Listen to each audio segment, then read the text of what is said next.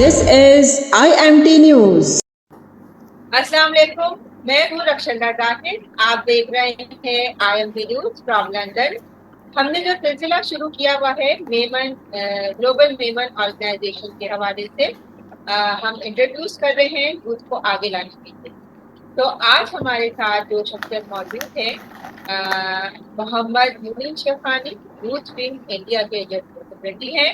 आज हम इनसे बातचीत करेंगे और इनका विजन जानेंगे, इनसे बात करेंगे कि ये क्या सोचते हैं और ये क्या कर रहे हैं आगे इसको आगे बढ़ाने के लिए, यंग जनरेशन को आगे बढ़ाने के लिए। तो हम बात करते हैं। अस्सलाम वालेकुम मोइन, क्या हाल है आपके?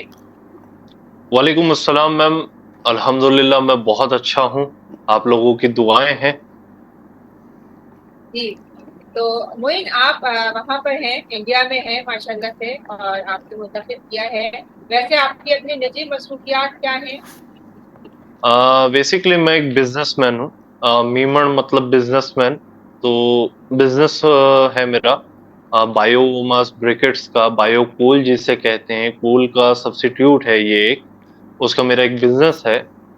और आप लोगों की दुआएं दुआएं साथ में है, तो अल्हम्दुलिल्लाह अल्लाह का शुक्र है, सब चल रहा है। आप बताएं। तो उसके अलावा मोइन, हमने सुना है कि माशाल्लाह से आप बहुत अच्छे शायर भी हैं, मेमन लैंग्वेज में जी शायरी करते हैं। जी जी जी। थोड़ा सा क्रिएटिव हूँ। मेरा इंस्टाग्राम में पेज है OA_मीमन्स, जो कि मेमोरी मीम्स लाता है, मेमोरी कंटेंट लाता है।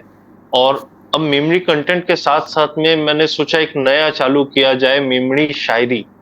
तो काफी सारी मेमोरी शायरी उसमें, चाहे वो मोटिवेशनल हो चाहे वो रोमांटिक हो, शायरियां लेकर आता हूँ ताकि यंग जनरेशन में फैले, लोगों को पता चले कि हाँ हमारी मेमोरी जुबान कितनी मीठी है और कितनी प्यारी है।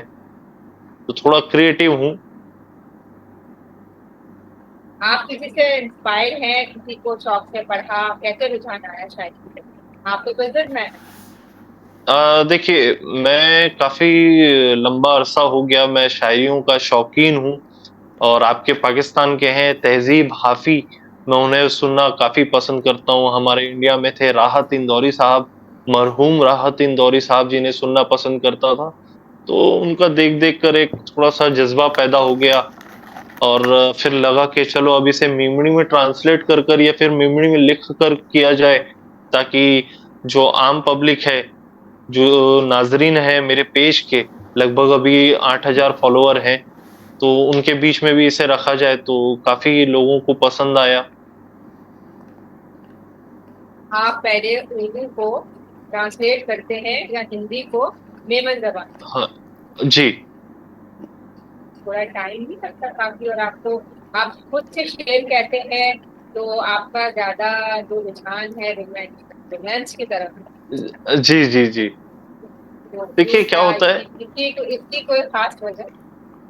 नहीं नहीं, ऐसी कोई खास वजह नहीं है, एक शौक है। और एक अलग ही उसमें मजा है। चाहे वो रोमांटिक शायरियां हो चाहे वो सैड शायरियां हो, एक अलग ही मजा है। शायरी मतलब थोड़ा दर्द भरी रहने से ज्यादा मजा आता है, इस वजह से वो शायरियां थोड़ी दर्द भरी हो जाती है। और रहा सवाल ट्रांसलेट करने का, तो हम जब से पैदा हुए हैं तब से आज तक अपने घर में मेमोरी के अलावा कोई दूसरी जबान में बात नहीं करते। तो हमारे लिए ये काफी इजी है कि हम किसी भी जुबान को तुरंत मेमोरी में पलटा सके। तो आप आजकल के बच्चे समझ जाते हैं अपनी शायरी? हाँ समझ जाते हैं, आजकल के बच्चे बहुत आगे निकल चुके हैं। और ये मानकर चलिए कि 18 साल का भी बच्चा अगर उसे सुनेगा तो वो समझ भी जाएगा और फील भी करेगा। कोई एक्सपीरियंस ऐसा था जो आप रोमांस की तरफ आए? नहीं नहीं, अल्हम्दुलिल्लाह ऐसा कोई एक्सपीरियंस नहीं है। और बस शौक था, तो शौक को आगे बढ़ाने का सोचा, शौक को लोगों के सामने शेयर करने का सोचा। तो खुद को भी मजा आएगा और लोगों को भी मजा आएगा, क्या पता इसी जरिए से लोग मेमोरी जुबान को पहचानना चालू कर दें। आज की तारीख में काफी लोग जो मेरे फॉलोअर हैं, उनका कहना है कि भाई हम मीमन हैं मगर हमें मेमोरी नहीं आती।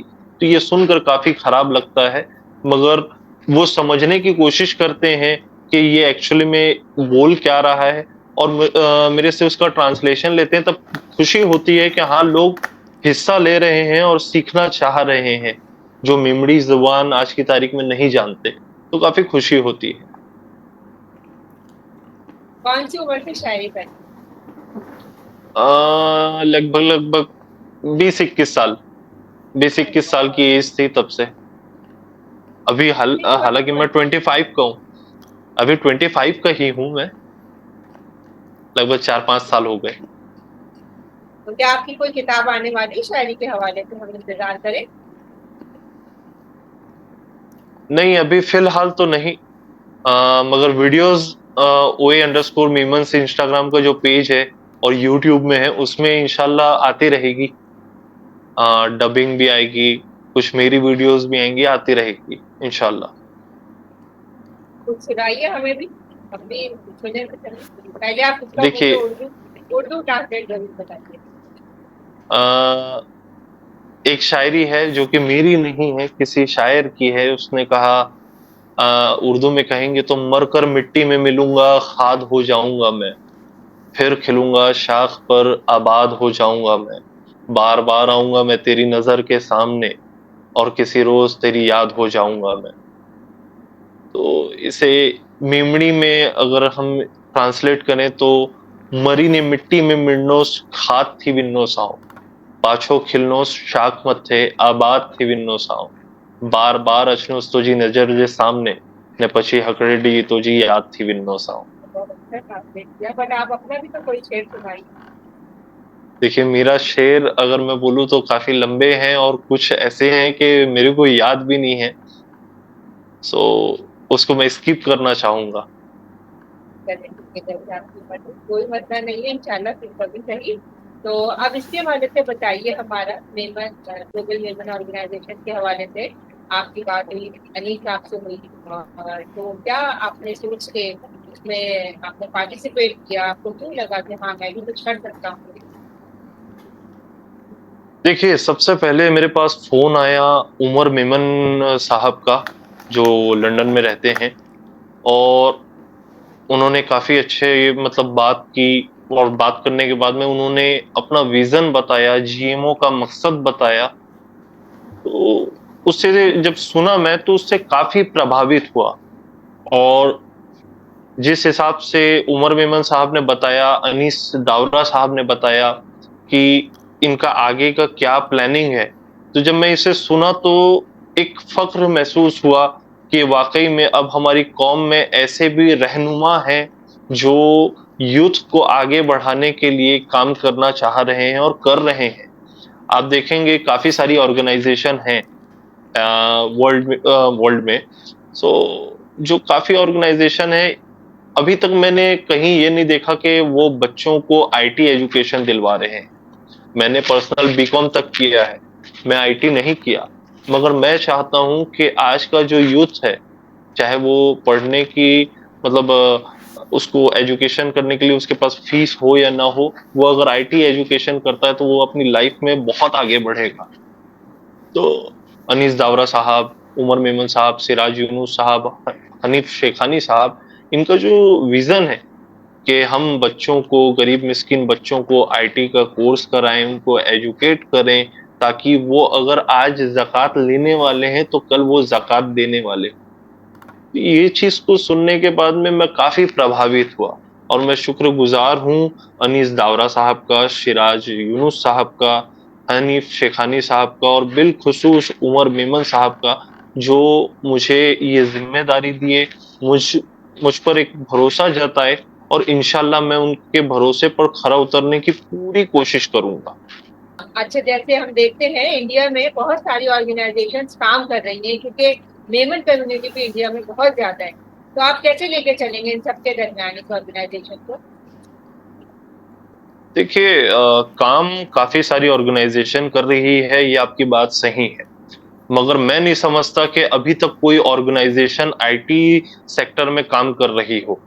जीएमओ जो काम कर रही है कि आईटी सेक्टर में हम काम करें, बच्चों को आईटी के एजुकेशन दिलवाएँ, चाहे वो कोई भी हो।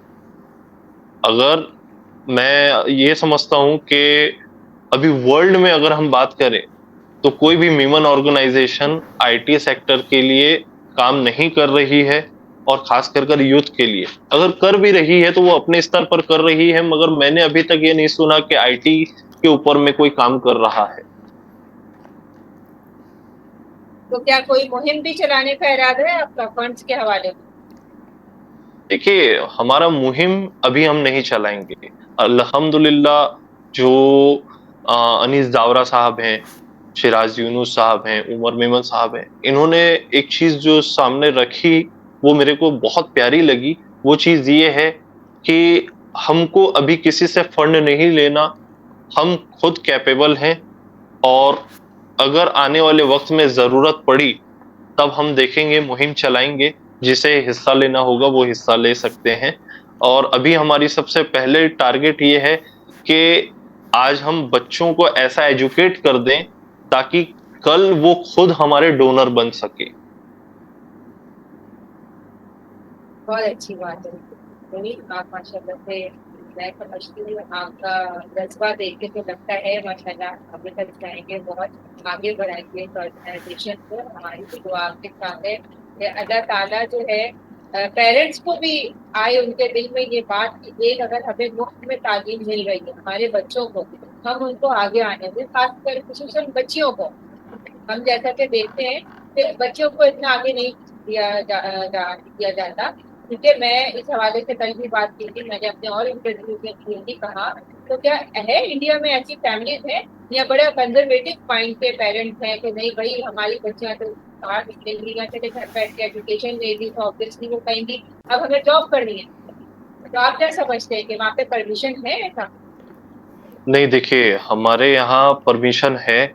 बहुत सारी मेमन लड़कियां, मेमन लेडीज जॉब कर रही हैं, और एक वक्त था जब काफी ज्यादा स्ट्रिक्टली रहते थे पेरेंट्स। अब ऐसा है कि अब इजाजत मिल जाती है, मगर बहुत सारे लोग ऐसे हैं जो करना चाह रहे हैं मगर कर नहीं पा रहे बिकॉज उनके पास एजुकेशन नहीं है। अगर एजुकेशन उनके पास होगा, मान लीजिए अगर हमारे जरिए से, जीएमओ के जरिए से कोई बच्ची आईटी कर ली और कल को उठकर खुदा ना खास्ता कोई उतार चढ़ाव उसकी जिंदगी में आया, तो कल वो एक बेहतरीन जॉब कर सकती है और अच्छी सैलरी में जॉब कर सकती है और अपने घर को, अपने परिवार को पाल सकती है। तो आज की तारीख में ये समझता हूँ कि 70% फैमिली इजाजत दे दी है लड़कियों को जॉब करने की, और लड़कियां कर भी रही है। बस मेरी गुजारिश ये है कि थोड़ा अ, शरीयत के मुताबिक आप रहें, ताकि आपकी दीन भी रहे, दुनिया भी रहे, आखिरत भी रहे। बिल्कुल सही कहा। तो हुदूद में रहते हुए बच्चे काम करें तो मैं नहीं समझती कि कभी भी किसी कोई वालिदैन उनको मना करेगा आगे बढ़ने को। तो मोइन, बहुत अच्छा लगा आपसे बात करके। माशाल्लाह से आपका विजन सुन के आप बहुत माशाल्लाह से यंग हैं, नेतृत्व हैं, आप में जज्बा है। तो अल्लाह ताला आपको आपके इरादे में कामयाब करे। तो आमीन। आपसे हम इजाजत चाहेंगे आपके अपने जी। कोई शेर के साथ, प्लीज। मेरे शेर के साथ मेरा एक शेर है कि अंधी दुनिया को मैं कैसे समझाऊं, मैंने इन आंखों से क्या क्या देखा है। अंधी दुनिया को मैं कैसे समझाऊं, मैंने इन आंखों से क्या क्या देखा है। कैदी रात को भागने वाला है मोइन, उसने ख्वाब में खुफिया रास्ता देखा है। बहुत अच्छा, इंशाल्लाह ताला हम आपको फिर भी सहमत देंगे। अच्छा लगा आपसे बात करके। हुई, हमें इंशाल्लाह। इजाजत जी। दीजिए। अल्लाह हाफिज। जी। अल्लाह हाफिज। आप देख रहे थे IMT न्यूज फ्रॉम लंदन, और आज की अच्छी बात दीन और दुनिया दोनों को साथ लेके चले तो आप कामयाब रहेंगे। मुझे इजाजत दीजिए। अल्लाह हाफिज। रक्षिंदा जाहिद, IMT न्यूज़, लंदन।